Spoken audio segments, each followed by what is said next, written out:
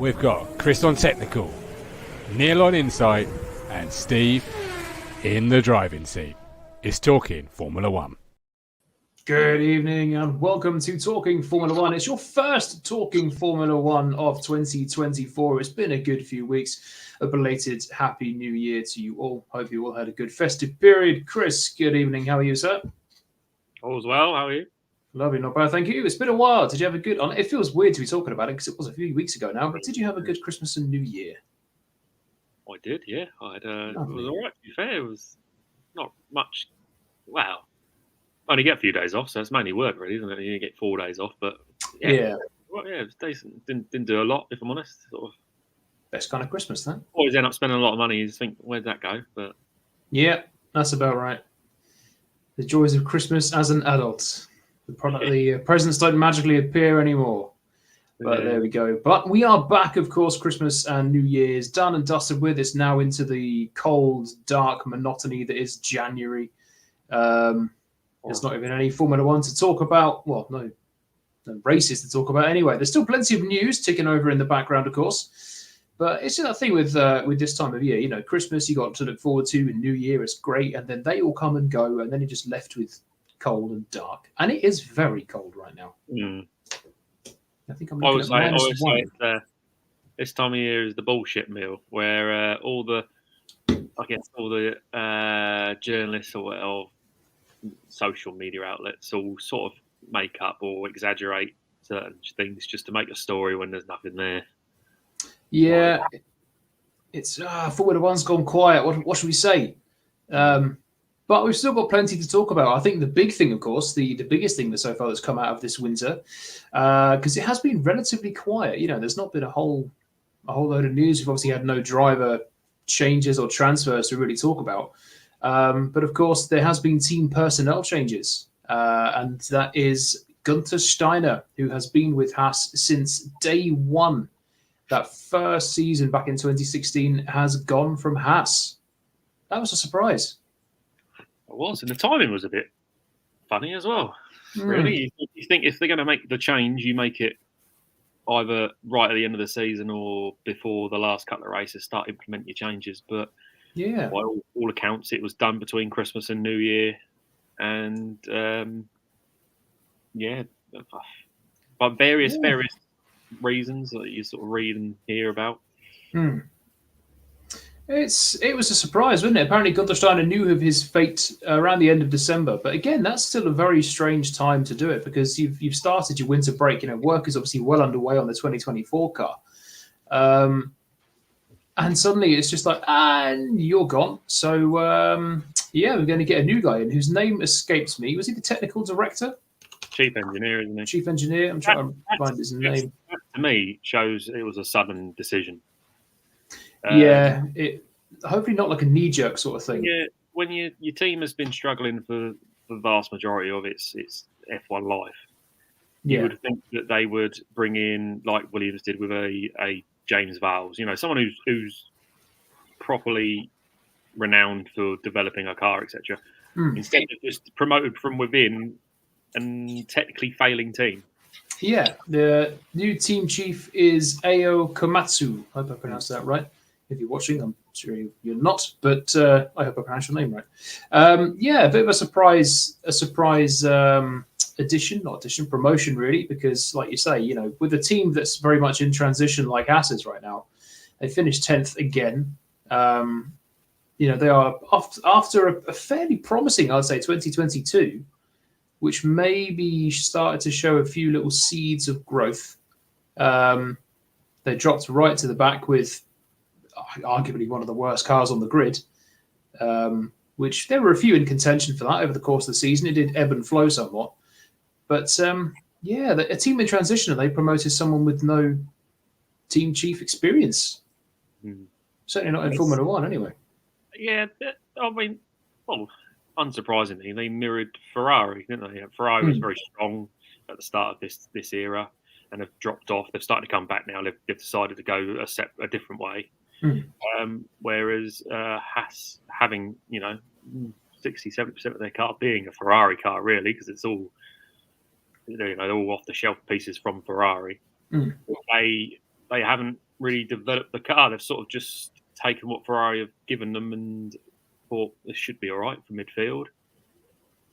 And they haven't really developed the car. Then he brought one update this season, the past season just gone. You could say that was a backward step. Well, it was a massively backward step, I think. Yeah. So if you're promoting your chief engineer, who will be involved in that process, it would also raise some questions of: is he really the right guy to go with, or was he a person who was trying to make change but was suppressed by Steiner or etc.? So it's going to be an interesting one. It's going to be definitely an interesting year for Haas. They've kept the same driver lineup, and Magnussen and Hulkenberg, I think overall is a strong lineup. If the car doesn't chew its tires like it did this year, they could be slightly better off. Even in Metal Jace, welcome in. Hope you had a good few weeks. It's been. Gunther was a great character. He will be missed. F1 doesn't have enough outspoken characters, I feel. Also, Alan Permain rumored to join AlphaTauri. That'd be a good sweep if they get Alan Permain. Now, he is very experienced. That'd be a good shout. Has the new name hasn't been confirmed yet for AlphaTauri, has it? Is it going to be like rumors about Racing Bulls or something? Which they're going to reveal it when they reveal the car, and it's just going to be. Well, I don't know. Are they going to rebrand it? Are they going to have the RB19 on the side and then cross it out quickly? Or 8004, whoever it is. Shit. It's like a sticker they've covered up from 2024. 2023. Oh yeah. They can't afford to repaint the whole thing, so they'll just repaint up to the balls bit and then just have racing, make a sticker. That'd be brilliant. But go back to Toro Rosso. That would be so much better. Such a great name. I love the Toro. I know it was basically just Red Bull, but go back to Toro Rosso. It was a great name. Or go back to Minardi. Go a whole hog. I don't know. Yeah, I think Alan Permain will be too for them. Yeah, Alan Permain. He's got Renault experience. Because they were a team, again, very much in contention for a large portion of last season, in contention to have the worst car on the grid. I think it fluctuated a lot between AlphaTauri, Alfa Romeo, and Haas. I don't know if I'd ever put Williams as the worst car on the grid. I don't think it was last year. It had a couple of iffy moments, but it was a good qualifying car throughout the year. It was. When they stopped developing, that's when the three behind them started to catch them. Fortunately, no one did. Alan Permain would be, a decent fit for Haas. Very good experience. Sort of knows the right people, knows how to build a championship-winning car, etc. But I say, if we go back to the Haas thing, I can't see him being anything but last next year. Really, if I'm honest. I hope I'm wrong, but mind you, I'm in that sort of strange situation where I don't want any teams to finish last because obviously, as we all know, I'm a big Williams fan. I want them to do as well as I can, but there's elements I like about AlphaTauri, mainly Ricciardo. There's elements I like about Haas, mainly, not going to lie, Hulkenberg. I'm a big Hulkenberg fan. But, the only team I don't really have any sort of feeling about is Alfa Romeo, or Stake, as they're now going to be called. Now they've shortened their name, and it's not like Stake. The reason why they had the jumbled up name was that they can cut it up for whatever region they're in to make it a name. It's surely, I know they're Stake, but everyone's going to refer to them as Sauber. Oh, yeah, it's just going to be Sauber. It's always Ted was last year on Ted's notebook. He was still going Alfa Romeo Sauber. He was always calling them Sauber. Because Alfa Romeo was the title sponsor, wasn't it, really? So yeah, it was Sauber. Rather than the actual manufacturer. I'll kick Sauber. Neil, good evening, sir. Hello, Neil. There. Welcome in. How are you, sir? Not too shabby. Good. Did you have a good Christmas period? It feels weird to be talking about it. Yeah, not too bad. Good. Back to the got cold shortly after, but yeah, it's a bit chilly, isn't it? It's rather nippy. I'm getting a little sick of being cold and dark now. I do miss those long warm spring evenings. But there we go. We'll soon have Formula One to talk about again. Of course, I've lost track of the days counting down until F1, but it's not too far away now. You've got some team launches coming very, very soon. But before we touch on that, we were just talking about the Gunther Steiner dismissal from Haas. Neil, what do you make of that? Just Haas all over, isn't it? The only one good part of it gone. Oh yeah, they got Hulkenberg. Yeah, well, you know what they're like with drivers. They'll soon. The thing with Gunter was he was the face of Haas, really. He was the marketing point of Haas. I mean, if you go to America, anywhere you talk about Haas, there's no Gunter Steiner. It's purely for drivers to survive, really, and that's. That with him because he thought he was becoming a celebrity rather than a team principal. But I never really saw that. Really, I don't really watch Drive to Survive, and you don't see him that often on the race coverage because never really. No, I think Haas are a lot less marketable now because a couple of years ago they had obviously Gunther Steiner, plus they also had Mick Schumacher. You know, having a Schumacher name in your car is very, very good. Unfortunately, that didn't work out, and now they've not got a Schumacher. They've got two average drivers, two anonymous drivers, really. You know, they're never top of anyone's lists when you think of the best F1 drivers, or the pick of the bunch you would currently have who are on the current grid, and just an anonymous guy now as your team principal and an owner you never see. They're just slipping a little bit away, and I do wonder about the long-term future of this team. You know, how much longer can Gene Haas keep this going, especially if they are going to be finishing 9th or 10th every year? I know there's probably not really any truth to it or anything, but there's so many articles going around about, you know, Haas should just sell up at Andretti and let the Americans have their American team that they always wanted. I think it would be great to see the Andretti name because they were doing a deal with GM when they said Cadillac, which would be great. But it'd be just seeing an 11th team on the grid would be fantastic. Thing is, it would just sort out so many of the little issues, sort of the niggles going around because the teams, was it the FIA wanted the 11th team? The teams don't want to share the money. Yeah, there's money for them. Yeah, so not everyone wanted them on the grid, whereas, let's say, the FIA do. The whole talk of the whole breakaway thing doesn't really sound that believable to me, but there's talk of it resurrecting again.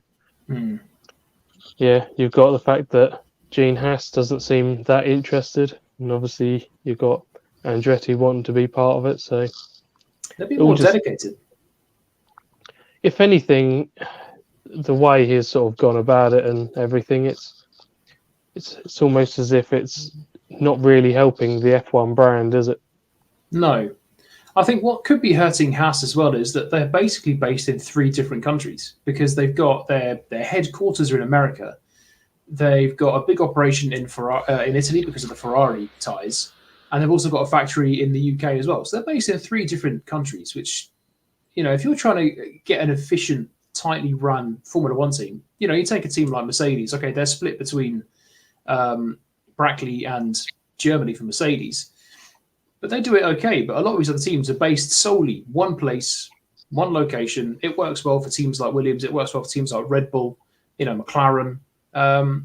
Having your team split over 3 locations it can't be easy or cheap. To go on a little bit of a tangent on what we were talking about, but it sort of links in with what you just mentioned about where people's bases are. What are your thoughts on the fact that Toro Rosso are moving so in-house with Red Bull? Yeah, what are your thoughts on that one, Chris?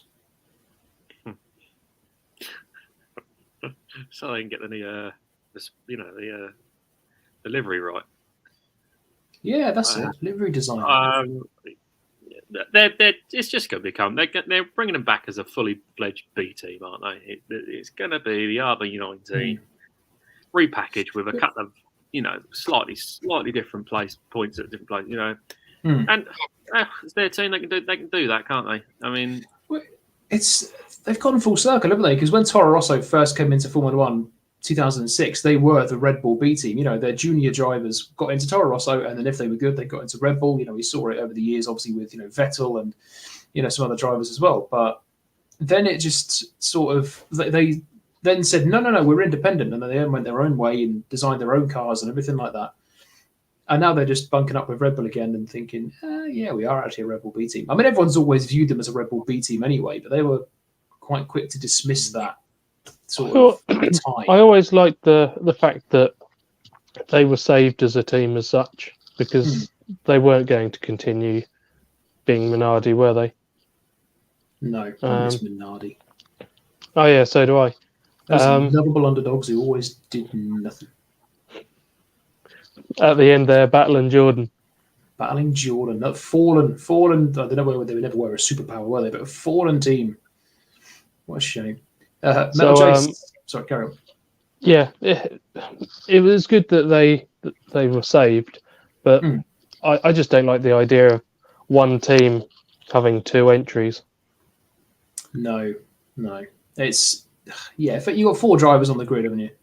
Metal Jace, Toto Wolff has signed a new deal until the end of 2026. Yeah, that was some news out today, wasn't it? I find that strange, you know. How can you sign a deal to a team that you part own? Yeah, surely it's up to him to go, I'm staying forever. 33% stake holder, I know, obviously, maybe trying to turn around Man United. Well, can he turn around Mercedes? There's a lot of positive talk this year. There is. That's the bullshit rumor in it. People, you got the Mercedes hopefuls will go, it's going to be a fast going for bloody car. And then I've read that Alpine apparently have got a rules properly. All right. But then I read another article that who bloody knows.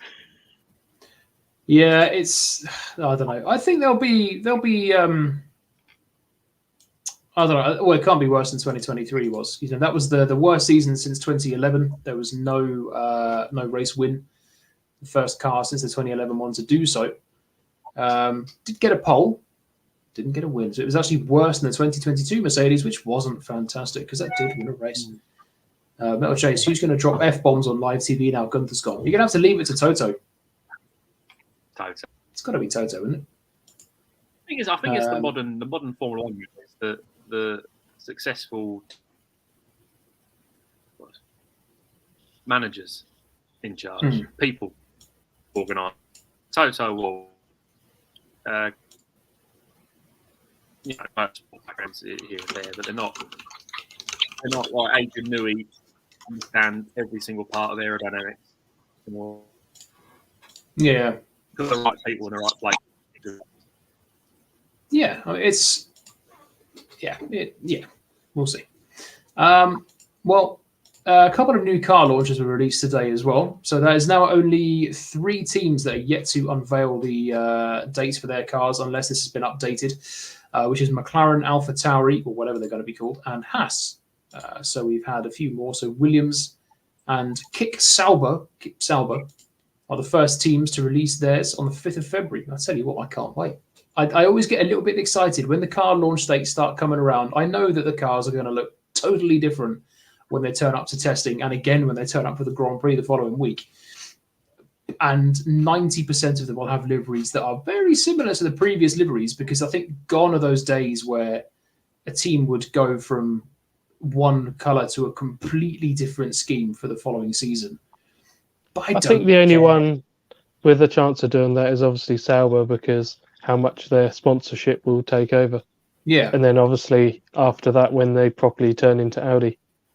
The Audi one would be nice. I'm looking for. I'm a bit optimistic that Williams might try something a little bit different now, because this is their first full year under James Vowles. But for the more influence he can have this year, it's his second season obviously in charge, but he didn't really have much of an input into last year's car. I'm a bit intrigued by that, but then when you look down at it, you think, well, Aston, it's going to be green. Ferrari, it's going to be red. Red Bull, it's been the same since 2005, give or take.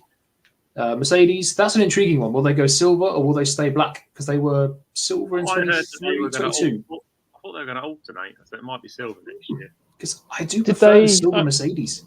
Did they only go black in the end because of more recent, because of the whole weight issue? So if you can save the paint. I think it did help massively, yeah. But I don't.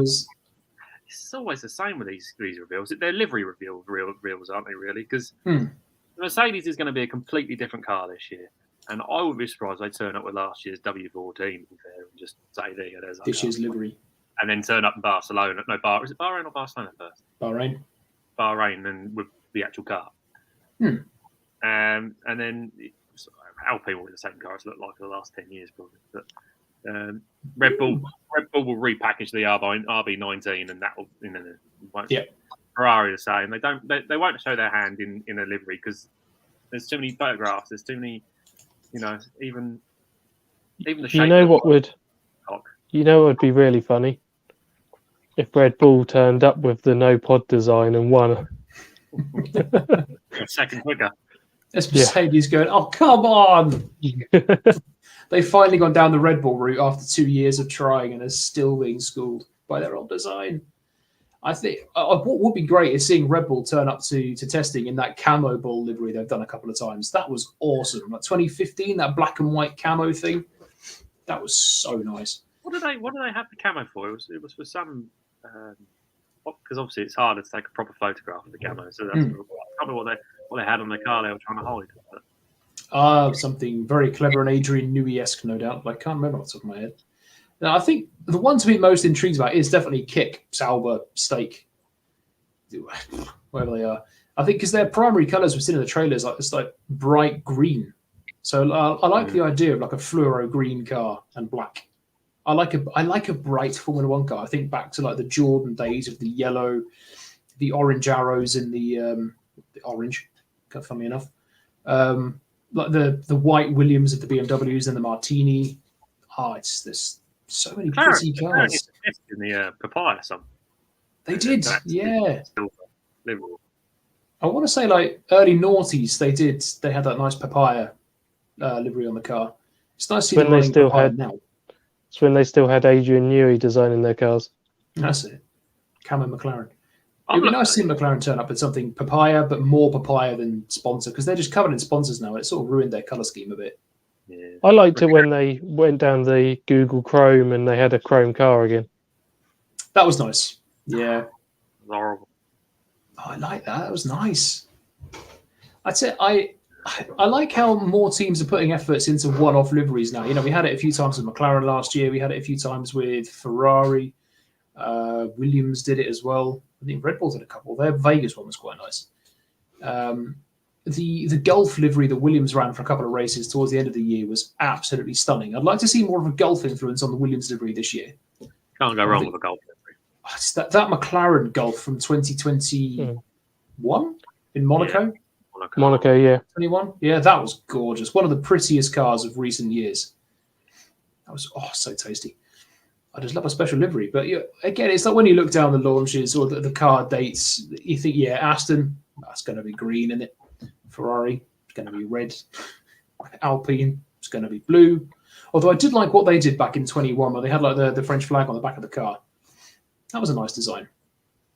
But yeah, I hope they don't do the first two races or whatever it was in pink again for the sponsor, because the pink cars look terrible. The Racing Points look quite nice in pink. I quite like that. Or the Force Indias, whatever they were back in those days. Pink Mercedes. The pink Mercedes. It was Tracing Point. That's it, yeah. Oh, suddenly they're fast. Wow. Apart from Stroll. But even Stroll sometimes. He got pole, didn't he? Was it? Well, where was he? He should have got pole. He should have won, but he bin it, or wrong strategy. I thought it was Turkey, I think, because it was like changeable conditions. It was when Hamilton won his 7th world title, wasn't it? That's it, because Bottas was like finishing like way down the order. He kept spinning. It reminds me of, I can't remember what year it was. It might have been 08 with Massa, when Hamilton absolutely smashed it in the wet and Massa just kept spinning. Every time the camera went on him, it was, he's facing the wrong way again. God, Felipe. For God's sake. I keep seeing the replay of Hamilton, his first season in Malaysia, and he's a second slower than Alonso, and he's holding up the two Ferraris, and Massa's struggling to get past him. Yeah. And he ends up basically going off the track on one of the corners. I love you, Felipe, but come on. Yeah. Take off the Felipe tinted glasses. So if you guys had to give me one thing, I know we've got a few shows obviously before F1 in 2024 does begin. If you had to give me one thing that you guys are looking forward to most this year, Chris, you go first. What would it be? One thing that's really got you excited for F1.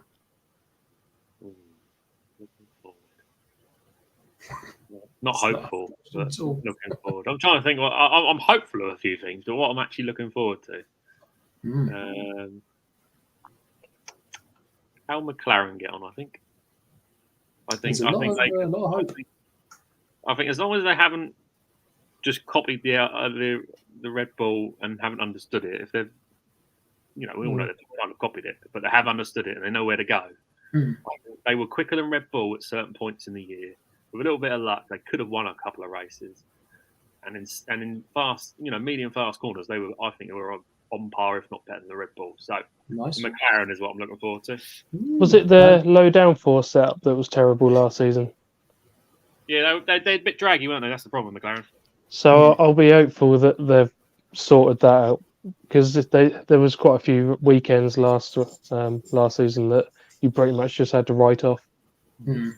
But let's not forget, they did win a race last year. Sprint race, but they won a race. It's not a Grand Prix, but I'm sure Piastri will take it. Oh no, you'll never convince me that counts. I tell you what, say that Oscar Pistorius is a race winner. I don't think Oscar Pistorius is a race winner. He's something else entirely. Oscar, yeah, he's a full sprint winner. It counts. He's won the merry-go-round before the actual, if it was in a Williams, I'll be 100% taking that. George Russell's podium in 2021 wasn't a proper podium in Belgium, but I was taking that. I was claiming that. So McLaren fans fighting for that race win, I know how they feel. I don't know. Because there's so many of the people that want to hate on Norris, and they just want to grab onto saying Piastri's a winner. He's far better than Norris. And they just use all the fuel they can get for that sort of thing. They've got one of the most exciting, if not the most exciting lineup on the grid, haven't they, this year? I'll tell you what, that would be fascinating. Even the team dynamic, because obviously Norris is quite a friendly kind of guy, happy-go-lucky. But if Piastri sorts out his tyre degradation, yeah, quality pace, he was good. It was the race, wasn't it? And the tyre deck, he struggled. Like neck and neck. That's why he was better at the sprint weekends. Yeah, he could just push. Tyre deck wasn't a thing. Oh, I'll tell you what, that is. I mean, I think that is one of the things I don't know about you as well, Neil. One of the things I'm most excited about in 24 is seeing McLaren. They seem to be on this upward trajectory. They've got a great team. They've got great drivers. Probably one of the most exciting lineups on the grid. And if they continue, or if they start, how they left off in 23, then we could see a brand new Grand Prix winner next year. Will there be more fireworks at Mercedes? Are George and Lewis going to get on, or is it going to carry on going a little bit sour? I'm sure I read today that Toto is 26 to World Championship. Sure, I read that. So if he's come out and said that, it's an interesting one, isn't it? Because 2023 was maybe lent more towards Russell. He got the win and he finished higher. 23 was very much sort of Hamilton bouncing back without getting that win, of course. 24 is going to be really interesting because neither of them are going to want to go into a third season of a mediocre car that can just fight for podiums and maybe a win if things happen up front. Russell is impatient. He wants to win races. Lewis is obviously of an age now. He's not got many years left in the sport. He's running out of time to get that world title. And how's it going to look if you've got Hamilton and Russell fighting for first and second in a race? If that car is that good, neither of them are going to want to give room. We saw that in Saudi last year. Was it Saudi Arabia last year or Qatar? Qatar, where they hit at turn one. Very much a Spain 2016 moment all over again. And Hamilton admitted blame, later on. But I get the feeling we might see that a couple more times in 24. Well, to be fair, we've seen a few times in the last 10 years. Hamilton doesn't particularly know where cars are on the outside, does he? I mean, your mate Alex Albon felt the worst of that twice. George, my boy, Max Silverstone. There's a few occasions where Hamilton's done the same thing. Yeah. He's sometimes the car placement is questionable, but I think that's going to be probably one of the most volatile and one of the most interesting battles over the course of the year, as is McLaren, to be fair, because that if they find themselves in a position where they can win races, they want to win their first races each, and they finally got a car that can do so. I think the only two lineups that there's not really going to be much of a fight on track is going to be between Red Bull and Williams. Yeah. Max Verstappen is absolutely going to school Perez again, no doubt about that, and Albon's going to school Sargent. McLaren, if they do have a quick car, which is race winning car every weekend, could you see because obviously they're two young drivers, could you see them Alonso Hamilton of 07 situation, two petulant drivers who aren't old enough to realise it's technically a team game, and then or are they going to start playing games on each other? I don't think. I think the both of them are too nice to do the stupid games that happened to previous. The reason why they won't become world champion. Yeah, there is that a little bit down the science route, a bit too nice to be a. Yeah, and I think the thing that differs as well is that Alonso was a double world champion coming into that team, and he was up against a rookie. Hamilton was, he was an incredible driver in junior Formula, but he'd not been proven in Formula One. It was really on the staff at McLaren basically saying, you are the number one, and this guy will back you up, only to have it completely blow up in their faces. Yeah. I didn't think Hamilton would be much like Norris and Piastri last year, where if Hamilton was the same as Piastri, where he wasn't that great in the race and was falling back, then it would have been quite easy to favour Alonso. But Hamilton was quicker at most of the part, I would say, of the season. Yeah, I just felt at the time that I just felt it was 2 seasons dragged out that he could have entered Formula One earlier, and they just kept saying he's not ready, and then he comes in and boom, that's what you got from him. You think he could have come in way earlier? Yeah, Who knows what could have happened? Because if he'd come into McLaren, the 05, 06 McLarens were okay. That was obviously the sort of the Renault. Well, the 05 McLaren really should arguably have won a title. You've got the fact that if Alonso and Lewis didn't have their shenanigans, Raikkonen wouldn't have won the title. Yeah. That's it. 05. Maybe Kimi would have been, if things had been right, Kimi would have still been a one-time champion. He'd have won it in 2005 if the engine wasn't made of crisps, but he wouldn't have won it in 07 because of Fernando and Lewis. I mean, that Ferrari in 05 was absolutely atrocious. So they were way out of it. They only won that race because it was the 6-car Grand Prix, of which we do not speak. But who knows what could have happened? I love this alternate history in Formula One of shoulda, woulda, coulda. What if Barrichello had the balls and actually got the championship in 09? Just at those times, McLaren were really peaky. They were really quick, but very unreliable. Yeah. And there was that race. I want to say Germany. We haven't got too much long left actually, but I want to say Germany when he was leading, but then he had suspension failure. And if he'd have come in for new tyres, he could have got a podium. But Alonso ended up. Did he win that race? I can't remember. But Kimi ended up retiring. And there was that car was just. It was one. I think we voted it ourselves as the prettiest Formula One car. But it was just so unreliable. Such a shame. Yeah. But. There we go. Topic for another week. Oh yeah. Which is there a pathway now from F2 to F1? This is what, the third? Is it the third? No, second straight. So then we directly promoted. Obviously, Piastri come up last season, but he had a year out. Yeah. Yeah. It's Porsche. You've got Porsche and all of these drivers in the wings that are waiting. There's a lot of. Still got Drogovic knocking around in Aston Martin's. Yep. Drogovic is well, still there. You've got Piastri. They've changed the cars now, haven't they? So they're supposed to. There was too much of a difference. That's what they're trying to say. Yeah. So if you were really good at F2, won the championship, you weren't necessarily going to be good enough for F1 because the cars are nowhere near each other.